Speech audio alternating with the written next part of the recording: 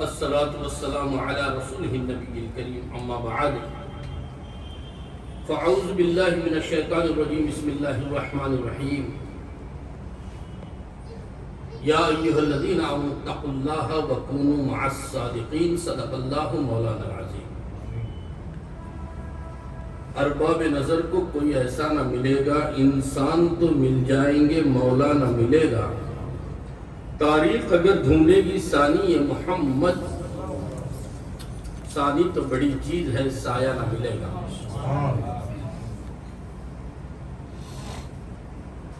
نگاہ ولی میں وہ تاثیر دیکھی، بدلتی ہزاروں کی تقدیر دیکھی.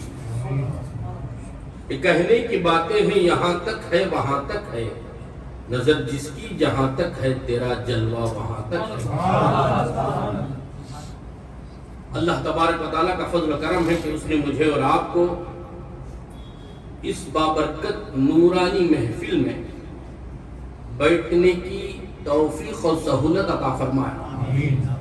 کتنے لوگ ایسے ہیں کہ ان کو آج میسج بھی معلوم نہیں کہ کس ولی کی آج یوم منا رہے ہیں، کس ولی کا عرس منا رہے ہیں. عرس کہتے ہیں کہ جس دن نبی سے امتی مل جائے اسے عرس کہتے ہیں. اللہ کے جلوے جس دن دیکھتا ہے اسے عرس کہتے ہیں. عرس کے اور بھی معنی ہیں، میں آج اس معنی پر تقریر کرنا چاہتا ہوں کہ وہ ہر ولی ایک طرف سلطان العارفین سید احمد کبیر رفاعی کا درجہ ایک طرف. میں نے کہا یا ایھا الذین آمنوا اتقوا اللہ وکونوا مع الصادقین، اے ایمان والو تقوی والے ہو جاؤ اور سچوں کے ساتھ ہو جاؤ.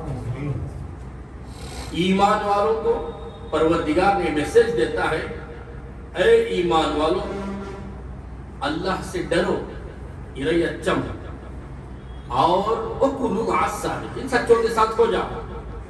لیکن جس کا عرس ہم منا رہے ہیں سیدنا سلطان العارفین احمد کبیر رفاعی، وہ شخصیت ہے کہ جس کا نام لے کر جو سچا ہوتا ہے،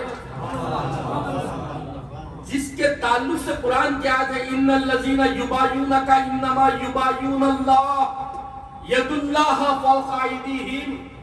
آج اس ہاتھ پر آپ کے صحابہ جتنے بھی بیعت کیے، وہ اے نبی آپ کہہ دیجئے کہ وہ آپ کا ہاتھ نہ سمجھے، وہ اللہ کا ہاتھ ہے.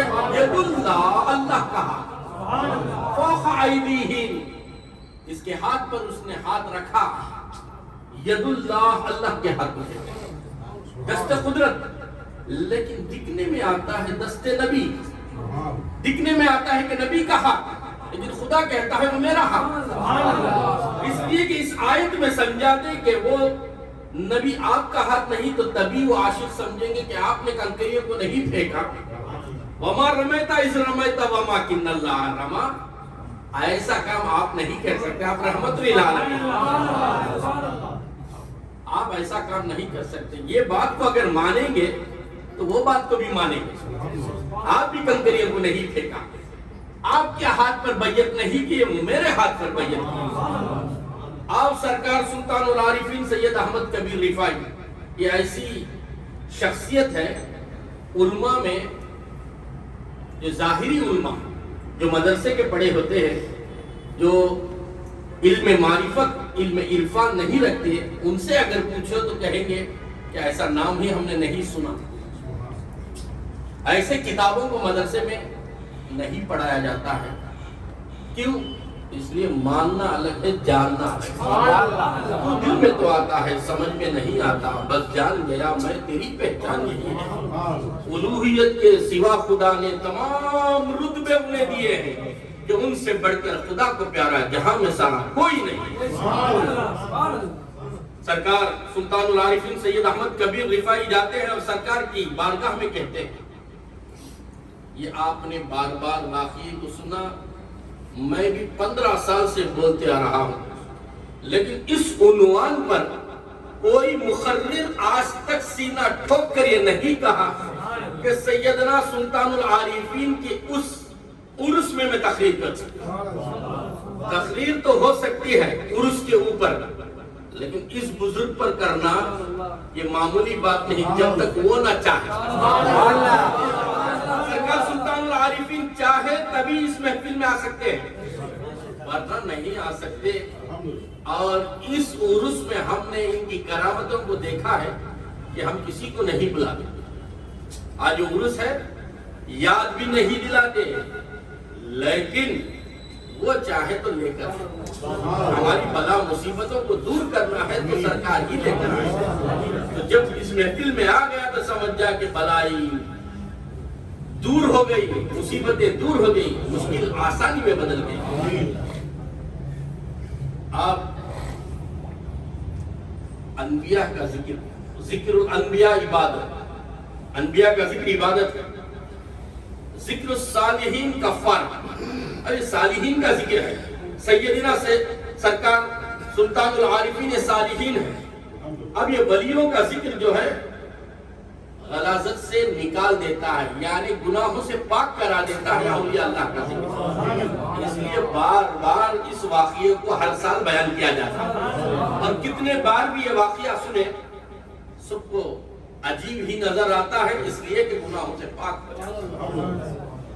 سرکار سلطان العارفین سید احمد کبیر رفاعی مدینے والے تاجدار محمد رسول اللہ کی بارگاہ میں جاتے ہیں، حاضری دیتے ہیں.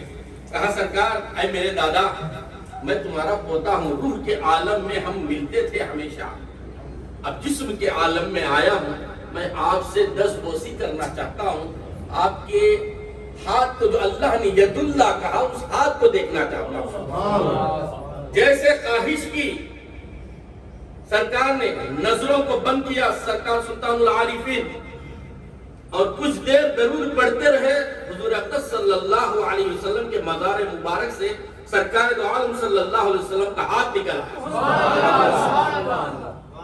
اور 10,000 اولیاء اس وقت پر اس مجلس میں تھے. سب کے سب زیارت کی. ایک روایت میں 500 اولیاء، ایک روایت میں 700 اولیاء، اور اس میں ایسے ولی جسے غوث اعظم کہے جاتے ہیں، جس کا قدم مبارک کسی کے گردن پر ہو جائے تو سرٹیفکیٹ ہو جاتی ہے کہ وہ ولی. قدمی حاضی علی رغبتاً کل ولی اللہ، وہ بھی اس محفل میں اس مجلس میں رہتے ہیں، اور وہ بھی یہ کہتے ہیں کہ میں نے سرکار عالم صلی اللہ علیہ وسلم کے دست مبارک کو بوسہ دیا. اب اس دست کے تعلق سے خدا کیا کہتا ہے؟ ان الذین یبایعونک انما یبایعون اللہ. اور پھر قرآن میں یہ فرماتا ہے یا ایھا الذین آمنوا اتقوا اللہ وکونوا مع الصادقین، اے ایمان والے تقوی والے ہو جائے اور کونوا مع الصادقین، سچوں کے ساتھ نہیں بلکہ جسے دیکھ کر، جس کا کلمہ پڑھ کر جو سچے ہوتے ہیں ان کا ہاتھ ہے. سچوں کی تو دور کی بات ہے، جسے سچا جو بنا دیتا ہے، جس کے کلمے سے جو سچا بن جاتا ہے، ان کے ہاتھ کو جس کا عرس آج منا رہے ہیں انہوں نے بوسہ دیا. تو اب سمجھو کہ کیسی محفل میں ہم آئے. جس کے لیے ہاتھ نکلے، کیا اس کے لیے، اس کا عرس منانے والے کے لیے ہاتھ نہیں اٹھے؟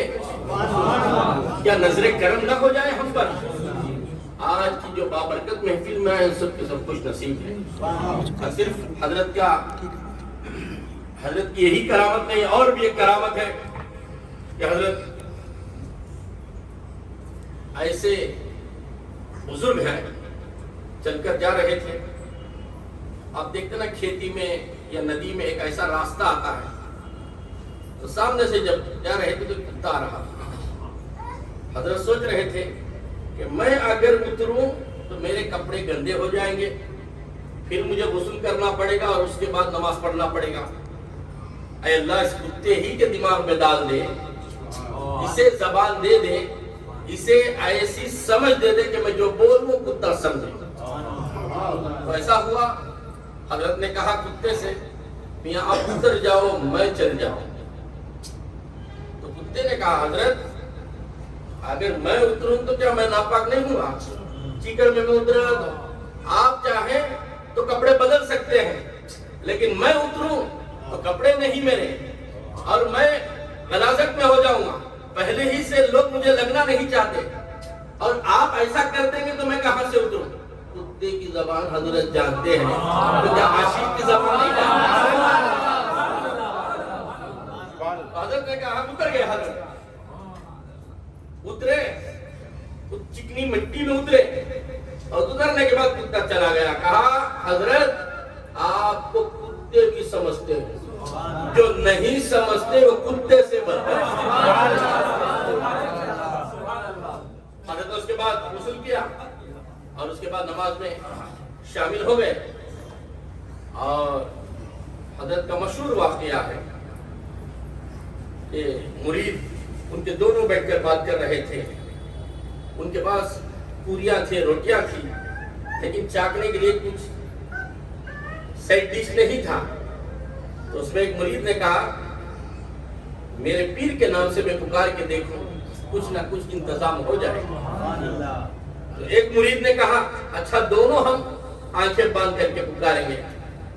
جیسے ہی ہاتھوں کو اٹھائے تو دو پرندے اڑتے تھے، دو پرندے سورج کے شعاؤں میں، اس کی گرمی میں، جو بھی تھے پرندے وہ حلال پرندے تھے، کبوتر سمجھو یا چڑیا سمجھو، اللہ بہتر جانے، وہ تیتر تھا، وہ بٹر تھا، کیا تھا، سمجھنے میں آپ کو بٹر آ جائے تو آپ کو دونوں چیزیں بھن کر فوراً ان کے رکھابی میں آ پڑے، ان کے روٹیوں پر چکنا مل گیا۔ جب ملتے ہی حضرت نے مریدوں نے نوش کیا، وہی رکھ کر ہم پرندوں کو رکھ کر فاتحہ دلاتے ہیں، پوریوں کو، روٹیوں کو۔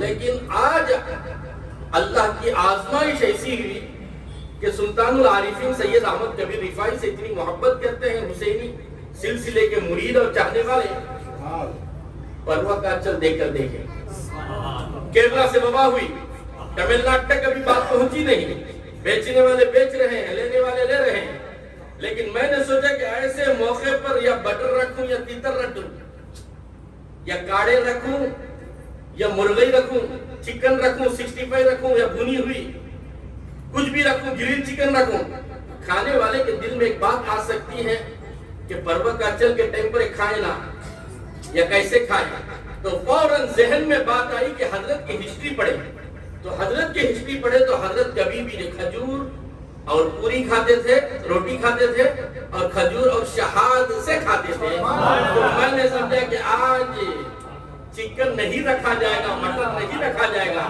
آج شہاد پر بات ہوگی، اس کی شہادت دی جائے گی۔ اور شہادت ایک ایسی چیز ہے، حضور اقدس صلی اللہ علیہ وسلم کے پاس آ کر ایک صحابی کہتے ہیں یا رسول اللہ میں دائرے کا شکار ہو گیا، فوڈ پوائزن ہو گیا، تو حضور نے کہا شہد کا استعمال کرو۔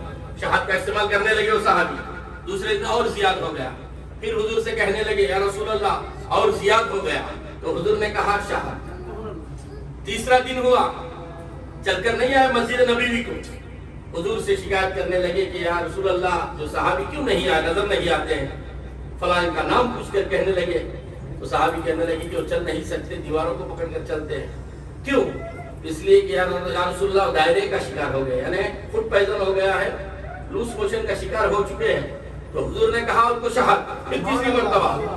اس کے بعد وہ صحابی 4ویں دن آتے ہیں، کیا ہے کہ میں بحال ہو گیا، یعنی بہتر حال ہو گئی میری، اور زندگی میں کبھی بھی مجھے دائرے کا شکار نہیں ہوا، زندگی میں نے کبھی بھی یہ بیماری کو نہیں پایا۔ کیوں؟ اس لیے جو نبی کہہ دیتے ہیں بیماری جھوٹ ہے، نبی کا کہنا سچ ہے۔ شہاد 70,000 بیماریوں کو دور کہہ دیتا ہے۔ تو آج اولیاء اللہ کیا چیز کو پسند کرتے تھے؟ صحابہ کی سنت کہتے ہیں، لیکن ان کو معلوم نہیں۔ جس گھر میں شہاد اور سرکہ رہ جائے اس گھر میں غریبی نہیں آتی، حضور کی حدیث ہے۔ تو میں نے جو ذہن میں میری باتیں تھیں میں آپ کے سامنے کچھ گزار کر دیا، لیکن اب بات یہ ہے کہ یہ سرکار سلطان العارفین سید احمد کبیر رفاعی وہ بزرگ ہیں، اس کا نام لے لیں، جو بھی زخم آیا وہ زخم اچھا ہو جاتا ہے، جو بھی بیماری ہے وہ بیماری اچھی ہو جاتی ہے۔ لیکن فائدہ اٹھانے والے کو معلوم نہیں، میڈیکل شاپ میں ہے لیکن اسے معلوم نہیں کہ یہ ٹیبلٹ سے سر کا درد جاتا ہے، یہ ٹیبلٹ سے پیٹ کا درد جاتا ہے، یہ ٹیبلٹ سے بخار جاتی ہے، یہ ٹیبلٹ اینٹی بائیوٹک ہے، یہ اینٹی بائیوٹک ہے. اس طریقے سے جو جانے وہی یوز کر سکتا ہے. اینٹی بائیوٹک نہیں جانے وہ 2-3 ماترے ملا کر اگر ڈال لے تو دائرے کا شکار ہو سکتا ہے. نیم کی ماترا اچھی چیز ہے، اگر ایک کے بدلے 2 کھا لیا تو موت کی چیز ہے.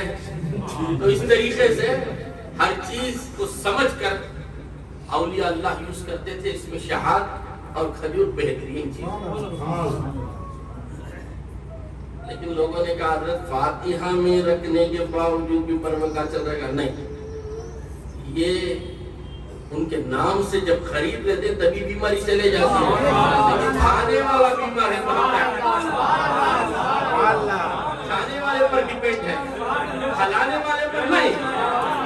اس لیے میں سوچا کہ یہاں پر جو بھی آتے ہیں وہ بیمار بن کے آتے ہیں، جب کھا کے جائیں گے تو شفا پا کے جائیں گے. اللہ تبارک و تعالیٰ سننے سے بڑھ کر عمل کرنے کی توفیق عطا فرمائے. وآخر الدعوانا ان الحمد للہ رب العالمین.